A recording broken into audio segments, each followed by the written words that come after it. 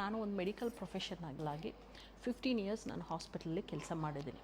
ಹಾಸ್ಪಿಟಲಲ್ಲಿ plus home health care ಏಜೆನ್ಸಿಯಲ್ಲೂ ನಮ್ಮದು home health care ಏಜೆನ್ಸಿಯಲ್ಲೂ ನಾನು ಡಿಫ್ರೆಂಟ್ ಡಿಸೇಬಲ್ಡ್ ಪೇಷಂಟ್ಸ್ ಆಗಿರ್ಬೋದು, ಸರ್ಜರಿ ಮಾಡಿಸ್ಕೊಂಡಿರೋರು ಆಗಿರ್ಬೋದು, ಇಲ್ಲ ಅಂತ ಹೇಳಿದ್ರೆ ಬೆಡ್ ರಿಡನ್ ಪೇಷಂಟ್ಸ್ ಆಗಿರ್ಬೋದು, ಕಾಂಪ್ಲಿಕೇಶನ್ಸ್ ಬಂದು ಈ ಡಯಾಲಿಸಿಸ್ ಆಗಿರ್ಬೋದು, ಸ್ಟ್ರೋಕ್ ಮತ್ತು ಪೋಸ್ಟ್ ಸರ್ಜರಿ ಆಗಿರ್ಬೋದು, IVF, ಈ ಥರ ಡಿಫ್ರೆಂಟ್ ಪೇಷಂಟ್ಸ್ನ ನಾನು ತುಂಬ ಕೌಂಟ್ಲೆಸ್ ಪೇಷಂಟ್ಸ್ ನೋಡಿದ್ದೀವಿ.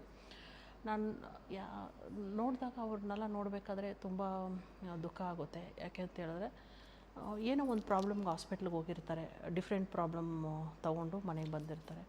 ಇಲ್ಲಿ ಏನಪ್ಪ ಅಂತ ಹೇಳಿದ್ರೆ ಇಷ್ಟು ವರ್ಷ 15 ಇಯರ್ಸಲ್ಲಿ ನಾನು ಯಾವುದೇ ಪೇಷಂಟು ಕಂಪ್ಲೀಟಾಗಿ ಎಷ್ಟು 10 ಇಯರ್ಸ್, 15 ಇಯರ್ಸ್, 20 ಇಯರ್ಸ್ ಎಲ್ಲ ಬ್ಲಡ್ ಪ್ರೆಷರ್ ಮೆಡಿಕೇಷನ್ ತೊಗೊಂಡಿರ್ತಾರೆ, 100% ಸ್ಟ್ರೋಕ್ ಆಗಿ ಬೆಡ್ ರಿಡನ್ ಆಗಿರ್ತಾರೆ, ಅದು ನೋಡಿದ್ದೀನಿ.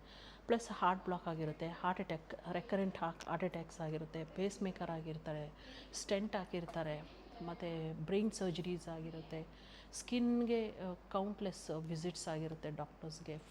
ಮತ್ತು ಇದು ಇಮ್ಯುನಾಲಜಿಯಲ್ಲಿ ನಮಗೆ ಇಮ್ಯುನಿಟಿ ಕಮ್ಮಿ ಇರುತ್ತೆ, ಪ್ಲಸ್ಸು ಬೇರೆ ಪ್ರಾಬ್ಲಮ್ಸ್ ಆಗಿರ್ಬೋದು, ಆಟೋ ಇಮ್ಯೂನ್ ಡಿಸೀಸಸ್ ಆಗಿರ್ಬೋದು.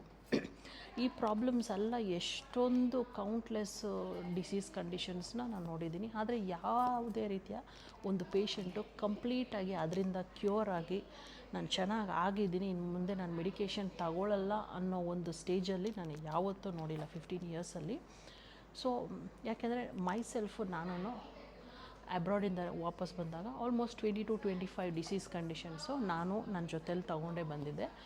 ಎಲ್ಲರ ಥರನೂ ನಾನು ಡಿಫ್ರೆಂಟ್ ಹಾಸ್ಪಿಟಲ್ಸು, ಡಿಫ್ರೆಂಟ್ ಡಾಕ್ಟರ್ಸ್ಗೆಲ್ಲ ನೋಡಿ ಆದಮೇಲೆ ಯಾವುದೂ ವರ್ಕೌಟ್ ಆಗಿಲ್ಲ. ತುಂಬ ಕಾಂಪ್ಲಿಕೇಶನ್ಸು, ಮೆಡಿಕೇಷನ್ ಎಲ್ಲ ಸ್ಟಾಪ್ ಮಾಡಿ ಲಾಸ್ಟಲ್ಲಿ ನಾನು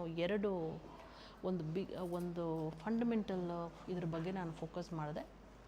ಇಲ್ಲೇನಪ್ಪ ಅಂತ ಹೇಳಿದ್ರೆ ಒಂದು ಇನ್ಪುಟ್ಟು ಮತ್ತು ಔಟ್ಪುಟ್ ಯಾಕೆ ಇಂಪಾರ್ಟೆಂಟ್ ಅಂದರೆ ನಾವು ಬಾಯಿಂದ ಏನು ತೊಗೊಳ್ತಾ ಇದ್ದೀವಿ, ನಮ್ಮದು ಹೊಟ್ಟೆ ಜೀರ್ಣ ಆದಮೇಲೆ, ಡೈಜೆಷನ್ ಆದಮೇಲೆ, ಆ ಪ್ರಾಸೆಸ್ ಆದಮೇಲೆ ನಾವು ಅದು ಹೊರಗಡೆ ಕರೆಕ್ಟ್ ಟೈಮ್ಗೆ ಬರ್ತಾ ಇದೆಯಾ ಅದ್ರ ಬಗ್ಗೆ ಫೋಕಸ್ಸು. ಜಸ್ಟ್ ವಾಟರಿಂದ ನಾನು ಸ್ಟಾರ್ಟ್ ಮಾಡಿ ಆಮೇಲೆ ಕಡೆಗೆ ಕಂಪ್ಲೀಟಾಗಿ ನಾನು ನ್ಯಾಚುರಲಾಗಿ ಯಾವುದೇ ಮೆಡಿಕೇಷನ್ ಇಲ್ಲದೆ, ಯಾವುದೇ ಫುಡ್ ರೆಸ್ಟ್ರಿಕ್ಷನ್ಸ್ ಇಲ್ಲದೆ, ಆ ಮೆಡಿಕೇಷನ್ ಡಿಪೆಂಡೆನ್ಸಿ ಇಲ್ಲದೆ ನಾನು ಒಂದು ಹೀಲಿಂಗ್ ಪ್ರಾಸೆಸ್ ಅನ್ನೋದನ್ನು ನನಗೆ ನಾನೇ ಮಾಡಿಕೊಂಡೆ. ಸೊ ಇವಾಗ ಬೇರೆಯವ್ರಿಗೂ ನಾನು ಇದೇ ಥರ ನಾನು ಹೆಲ್ಪ್ ಮಾಡ್ತಾಯಿದ್ದೀನಿ.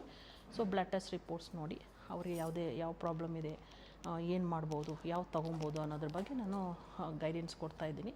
ಯಾಕೆಂದರೆ ಹಾಸ್ಪಿಟಲ್ ಸಿಸ್ಟಮ್ ಅದು ಟೆಂಪ್ರರಿ ಫಿಕ್ಸಸ್ ಅಷ್ಟೇ. ಅದು ಟೆಂಪ್ರರಿ 100% ನಿಮ್ಮದು ಲೈಫ್ ಸ್ಪ್ಯಾನ್ ಅಂತ ಹೇಳ್ತಾರಲ್ಲ, ಎಷ್ಟು ವರ್ಷ ನೀವು ಬದುಕ್ತೀರ ಅದನ್ನ